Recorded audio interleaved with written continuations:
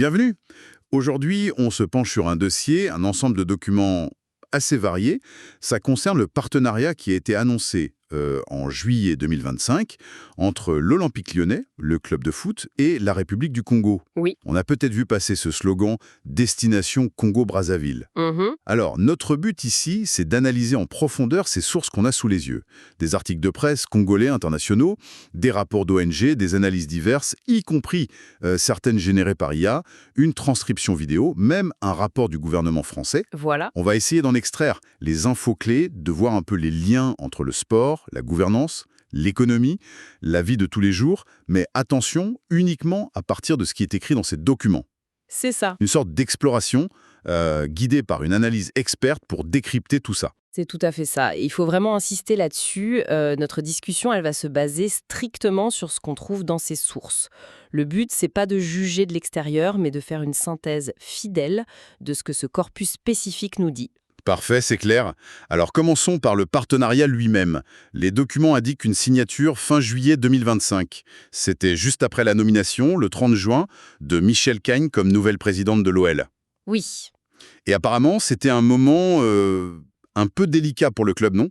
Il y avait des soucis financiers? Oui, le contexte financier de l'OL est un point qui est souligné. Les sources mentionnent une dette qui serait passée de 340 millions à 540 millions d'euros Ah oui, quand même.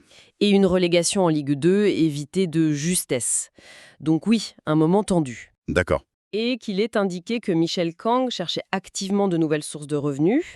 Apparemment, il y avait eu des discussions avec la RDC, la République démocratique du Congo, Ah bon? qui n'auraient pas abouti. Et finalement, l'accord s'est fait avec le Congo-Brazzaville voisin. D'accord, je vois. Et quels sont les objectifs affichés de ce partenariat, d'après ce qu'on lit dans les communiqués et les analyses? Alors, on parle de plusieurs choses.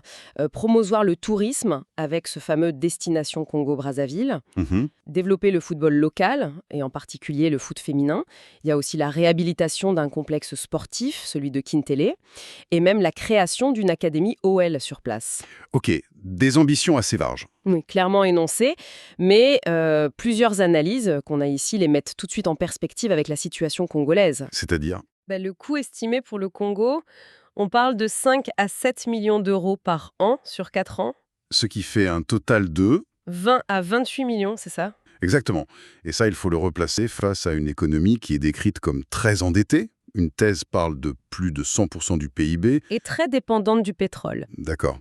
Et un point qui revient souvent dans nos sources, les détails financiers précis de l'accord, ils ne sont pas publics, il y a une certaine opacité. Les documents mentionnent aussi des exemples similaires, non? Le Visit Rwanda avec Arsenal, le PSG. Oui, ou Sublime Côte d'Ivoire avec l'OM. Voilà. C'est un modèle qui semble se développer, ce sponsoring par des États. Oui, mais les contextes ne sont pas les mêmes. Et les analyses de type académique qu'on a ici, elles insistent beaucoup sur les défis structurels majeurs au Congo. C'est la toile de fond de cet accord. Quel défi? On décrit des infrastructures pour l'énergie, l'accès à l'eau, comme étant défaillantes. Des problèmes sociaux très importants, le chômage, les retraites qui ne sont pas payées, un système de santé qui est décrit comme précaire. D'accord. Et c'est justement ce décalage entre les ambitions affichées du partenariat et ces réalités locales que plusieurs documents essayent d'éclairer. Ça pose d'emblée la question de la priorisation des ressources, en fait. Justement, explorons ces réalités socio-économiques. Les sources décrivent un quotidien qui peut être difficile pour une partie de la population congolaise, assez loin, on imagine, de l'image d'un partenariat avec un grand club européen. Le chômage, par exemple. Oui, on a un sondage Afrobaromètre de mars 2025, ici. Pour 53% des Congolais interrogés, c'est la priorité numéro 1. C'est énorme. Et ce qui est intéressant, c'est que le manque de formation est cité comme un obstacle majeur pour les jeunes. Oui, et le niveau de mécontentement rapporté dans ce sondage est assez spectaculaire. 96% des personnes interrogées désapprouveraient l'action du gouvernement pour l'emploi. 96%? C'est un chiffre qui marque, oui.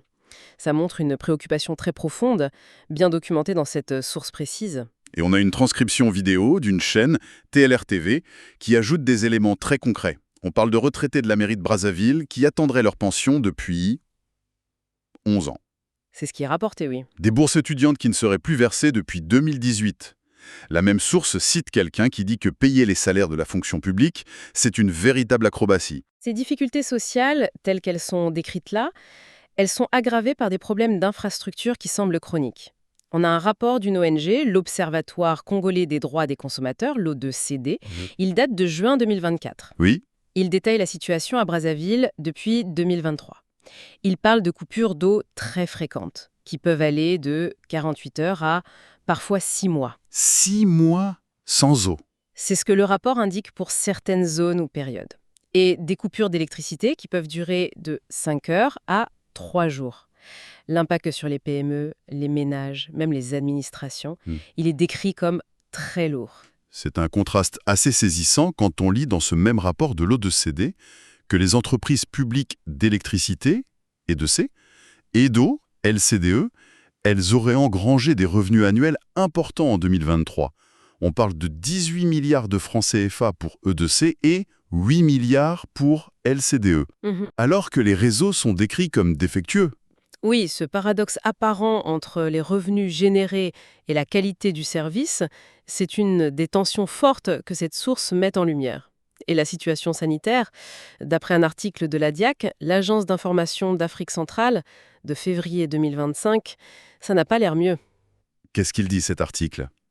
Il décrit une insalubrité assez généralisée dans les hôpitaux. Manque de poubelles, des couloirs sales, des sanitaires souvent bouchés ou sans eau. La gestion des déchets médicaux est aussi pointée du doigt. C'est-à-dire ? L'article donne l'exemple de l'hôpital de Mouvou-Mouvou à Pointe-Noire, où des déchets comme des placentas, des pansements usagés, seraient jetés directement dans les caniveaux. Ah oui, ces détails sur l'hygiène sont assez préoccupants. L'article mentionne même la prolifération de nuisibles. Oui, moustiques, cafards, voire des serpents, qui sont vecteurs de maladies. D'accord. Donc, en fait, les analyses type thèse, elles synthétisent un peu tout ça. Ces déficits structurels qui sont rapportés, l'énergie, l'eau, la santé, le paiement des retraites, l'emploi, tout ça, constituent des contraintes majeures pour le développement. Et c'est dans ce contexte, décrit comme très difficile par les documents, que s'inscrit le partenariat avec l'OL. Ce qui amène ces analyses à s'interroger sur l'opportunité de dépenser de l'argent là-dedans. Exactement. Face à ce qui est présenté comme des besoins fondamentaux non satisfaits. Parlons justement de la gouvernance, de la transparence. C'est un thème qui revient dans plusieurs documents. D'un côté, on a le classement 2025 de Transparence internationale. Le Congo est 151e sur 180. Une dépêche de l'Agence congolaise d'information souligne que c'est mieux qu'en 2020, où le pays était 165e. Elle mentionne aussi le rôle de la ALC, la Haute Autorité de lutte contre la corruption. Donc, une amélioration relative est notée par cette source, même si le pays reste classé, dans le dernier tiers de cet indice de perception de la corruption. Mais d'un autre côté, la transcription vidéo de TLR-TV, elle, est beaucoup plus critique sur la signature de l'accord OL. Qu'est-ce qu'elle dit précisément ? Elle allègue que le fait que le président Sassou Nguesso ait signé cet accord sans l'aval du Parlement, ça contreviendrait à la Constitution congolaise. Ah oui. Elle cite l'article 217 sur la ratification parlementaire des traités qui engage les finances de l'État et l'article 44 sur le crime de pillage. Cette source pointe aussi du doigt, à nouveau, l'opacité sur les détails financiers de l'accord. Ce sont des allégations sérieuses qui sont rapportées là. Ça touche à la séparation des pouvoirs, à la gestion de l'argent public. Cet article 217, tel qu'il est cité, il semble en effet lier ce genre d'engagement financier à une autorisation du Parlement. Et l'opacité financière ? Oui, c'est une critique qui revient souvent dans ce type de partenariat sportif avec des fonds publics. D'autres documents le rappellent aussi. Et cette même vidéo va plus loin. Elle rappelle des accusations passées qui viseraient, selon elle, le régime. Comme quoi, par exemple ? Elle parle d'une gestion familiale, d'une défense présumée d'intérêts étrangers. Il y a une référence à un supposé document de la DGSE française de 1962. Elle parle aussi d'un financement allégé de campagnes politiques en France, comme celle de Chirac en 88. D'accord. Ou encore de contrats jugés controversés avec des personnalités comme DSK, Rachida Dati, Manuel Valls, Mathieu Pigasse. Et elle mentionne aussi des affaires judiciaires, Lucien Ebata et Orion Oil dans l'affaire des biens mal acquis, ou l'affaire des disparus du Beach. Bon, il faut bien sûr souligner que ce sont des allégations, des accusations, telles qu'elles sont rapportées spécifiquement dans cette transcription vidéo. Oui, bien sûr. Mais elles dessinent, selon ce document précis, un arrière-plan de critiques récurrentes sur la gouvernance et les relations internationales du Congo. Alors face à tout ça, quels sont les risques qui sont spécifiquement identifiés dans le document, notamment les analyses et cette vidéo ? Plusieurs risques majeurs sont mis en avant. D'abord, le risque de coût d'opportunité. C'est-à-dire ? Même si le montant de l'accord OL peut paraître modeste par rapport à un budget d'État, eh bien cet argent public, ou l'équivalent en attention, en ressources mobilisées, il va vers la visibilité internationale plutôt que vers les besoins sociaux décrits comme criants. L'eau, les retraites, les hôpitaux. Mhm. Dans un contexte qu'une analyse qualifie de détresse de dette. Ce choix est interrogé par les sources. L'argument, c'est cet argent serait peut-être plus utile ailleurs. D'accord. Et le risque lié à la gouvernance et à la corruption, il semble central lui aussi. Oui, c'est le deuxième point. Le classement de transparence, même s'il s'améliore, et le manque de transparence financière rapportée autour de l'accord, ça pointe vers ce qui est perçu comme des faiblesses institutionnelles. Le risque, souligné par les analyses et la vidéo, c'est que l'argent ne bénéficie pas vraiment aux populations visées. La vidéo parle même de suspens plus graves. Oui, la transcription évoque des suspens de blanchissement de capitaux et de détournement en bande organisée. Encore une fois, ce sont les termes rapportés dans cette source. Et on entend souvent ce terme de sportswashing. Oui, c'est le troisième risque clé, le sportswashing. L'idée d'utiliser le sport pour améliorer l'image d'un pays ou d'un régime et peut-être détourner l'attention des problèmes internes de gouvernance ou de droits humains. C'est un risque souvent associé à ce type de sponsoring par des États dans le sport international. D'accord. Et enfin, il y a le risque réputationnel pour les deux parties. Pour l'OL, s'associer à un régime qui fait l'objet de critiques, ça peut affecter son image. Et pour le Congo, si l'accord est vu localement comme un gaspillage sans retombées concrètes, ça pourrait nourrir le mécontentement qu'on a vu dans le sondage Afrobaromètre. Et pour essayer de limiter ces risques, les analyses insistent sur le besoin de garanties dans le contrat. Tout à fait. Les thèses qu'on a là insistent sur la nécessité de clauses claires, vérifiables, des indicateurs de performance clés, les fameux KPI, pour mesurer objectivement les résultats. Des audits indépendants, réguliers, une transparence financière totale sur comment l'argent est utilisé, et des clauses anticorruption solides. Mais le problème, c'est qu'on ne sait pas si ces clauses existent dans cet accord précis. Voilà. Le problème soulevé par les documents, c'est que l'existence et la nature de ces garanties dans l'accord OL-Congo, ce n'est pas public. Donc c'est difficile d'évaluer la solidité de l'accord et son impact potentiel réel au-delà de la communication. Passons à l'autre grande taxe mise en avant, le développement du sport. L'OL promet de la formation, une académie, un transfert de compétences. Sur le papier, ça a l'air bien. Oui, c'est un volet qu'on attend dans ce genre de partenariat. Ça vise à montrer un impact local tangible qui va plus loin que juste le nom sur le maillot. Mais là aussi, les documents nous ramènent à des réalités plus complexes.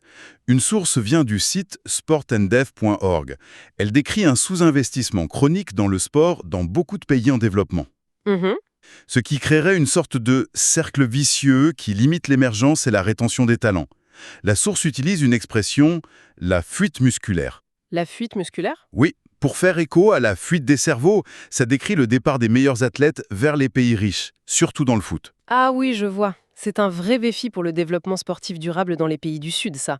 Les investissements locaux ont souvent du mal à rivaliser avec l'attractivité financière et structurelle des grands marchés sportifs internationaux. Et la vidéo de TLR TV donne un exemple qui, s'il est vrai, illustre bien les obstacles locaux. Elle raconte l'histoire d'une équipe de karaté congolaise. Oui, Leur participation à une compétition internationale aurait été compromise parce que les fonds prévus, 50 millions de francs CFA, auraient été détournés au niveau du ministère des Sports. si c'est avéré, cet exemple rapporté par la source met en lumière les difficultés de financement, de gestion qui peuvent bloquer le sport local, même quand l'argent est censé être là. Et au-delà de l'argent et de la gouvernance, il y a des défis pratiques pour mettre en œuvre les promesses de LOL. Oui, les analyses soulignent ça. Monter des programmes de formation, une académie qui marche bien, ça demande des infrastructures fiables, électricité stable, accès à l'eau, des terrains sécurisés. Or, on a vu que d'autres sources décrivent justement des problèmes à ce niveau-là. C'est un peu le serpent qui se mord la queue. C'est une des questions soulevées, oui. Comment développer le sport sans ces bases fiables ? Il y a aussi le risque que les talents qui seraient formés grâce à l'investissement de l'OL partent très vite à l'étranger, ce qui alimenterait cette fuite musculaire. Et le manque de personnel qualifié sur place. C'est aussi mentionné. Qui va prendre le relais pour assurer la pérennité des programmes à long terme ? On a aussi un rapport du gouvernement français de 2021 dans notre dossier. Il donne une perspective plus large. Il insiste sur l'importance d'avoir une stratégie nationale coordonnée pour le sport, ce qui manquerait souvent. D'accord. Il mentionne le rôle que peut jouer la coopération internationale. Il cite l'AFD, l'Agence française de développement, et sa plateforme Sport en commun. Et il souligne qu'il faut lier le sport aux objectifs de développement durable, les ODD. Ce rapport y met en évidence le besoin d'une approche globale, systémique. Un partenariat ponctuel, même avec un grand club comme l'OL, ça ne peut pas tout seul transformer durablement le sport dans un pays si ce n'est pas intégré dans une vision, une stratégie nationale qui soit cohérente et qui ait des moyens. Donc, la question que soulèvent les documents, c'est un peu, est-ce que cet accord OL-Congo, c'est surtout pour l'image? C'est ça. Est-ce que ça relève principalement d'une logique de visibilité internationale, un objectif politique, de marketing territorial, ou est-ce que ça s'inscrit vraiment dans une démarche structurée de développement sportif local, durable? Surtout quand on voit tous les obstacles structurels et ce manque apparent de coordination et de ressources internes qui sont décrits par ailleurs. Bon, alors, si on essaie de synthétiser tout ça, toutes ces informations qui viennent de notre corpus, quel portrait du Congo et de ce partenariat émerge au final? Les documents qu'on a analysés, ils dessinent un tableau fait de contrastes assez forts. D'un côté, on a ce partenariat sportif international avec l'Olympique lyonnais. Il est présenté comme porteur de promesses, notoriété mondiale, développement potentiel pour le foot congolais. C'est la vitrine en quelque sorte. Une vitrine qui, d'après les sources, cohabite avec une réalité bien différente. Exactement. De l'autre côté, ces mêmes documents décrivent des défis socio-économiques qui sont présentés comme extrêmement importants, prégnants. Une pauvreté persistante, un chômage très élevé. On a vu que c'était la préoccupation majeure pour une majorité de citoyens d'après le sondage Afrobaromètre. Oui. Des infrastructures de base, l'eau, l'électricité, rapportées comme défaillantes au quotidien. Un système de santé jugé précaire et insalubre par l'ADJK. Des retraités, des étudiants qui attendent leur paiement d'après TLR-TV. Et par-dessus tout ça, les questions sur la gouvernance. Oui, des questions importantes qui sont soulevées par plusieurs sources. Sur la gouvernance en général, sur la transparence spécifique de cet accord financier et sur les risques de corruption ou de mauvaise allocation de l'argent public, dans un contexte de dette élevée et de besoins sociaux décrits comme urgents. Et on le redit une dernière fois, c'est crucial. Notre analyse s'est basée exclusivement sur les informations qu'on a trouvées dans cette liasse de documents. C'est une synthèse de ce corpus précis, rien de plus. Tout à fait. Et la réflexion finale qu'on peut peut-être tirer de cet examen des documents, elle concerne cette tension fondamentale qui s'en dégage. Le partenariat OL, il apparaît comme une quête de reconnaissance internationale, une volonté de projeter une image positive du Congo-Brazzaville à l'extérieur. Une stratégie de soft power ou de marketing territorial, somme toute assez classique. Mais une stratégie qui se heurte, d'après les documents, aux réalités internes. Précisément. En parallèle, les besoins internes, qui sont décrits comme criants par les rapports d'ONG, les articles de presse locale, le sondage, les analyses, l'accès fiable à l'eau, à l'électricité, le paiement des pensions et des bourses, la création d'emplois pour les jeunes, le fonctionnement correct des hôpitaux, tout ça apparaît comme prioritaire pour la population, mais semble, d'après ces mêmes sources, largement sous-financé ou bloqué par une mauvaise gestion. Ce qui pose une question de fond sur la stratégie qui est adoptée. Oui, la question centrale que ces documents soulèvent implicitement, c'est celle de la pertinence et peut-être du séquençage. Est-ce qu'il est réaliste d'espérer, comme la communication autour du partenariat le suggère, que des initiatives axées surtout sur l'image internationale puissent vraiment entraîner des améliorations structurelles profondes, sans qu'il y ait d'abord une action massive et déterminée sur ces problèmes de base? Ou est-ce que c'est mettre la charrue avant les bœufs? C'est ça. Ou bien, comme le laissent entendre certaines analyses critiques, est-ce que ça revient à mettre la charrue avant les bœufs, avec le risque de détourner des ressources même modestes qui seraient jugées plus essentielles ailleurs, et de créer des attentes qui seront difficiles à satisfaire faute de fondations solides? C'est cette interrogation fondamentale sur les priorités et la stratégie de développement telle qu'elle ressort de ces différentes sources qui reste en suspens à la fin de cette lecture.